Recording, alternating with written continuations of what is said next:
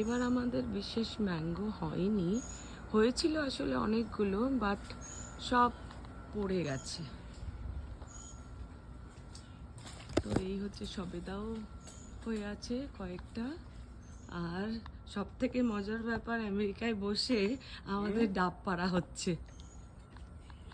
এইবারই first time আমাদের গাছে ডাব হয়েছে। তো ডাব পাড়া হচ্ছে, আর এদিকে সজনে গাছে বেশ কিছু সজনে হয়েছে।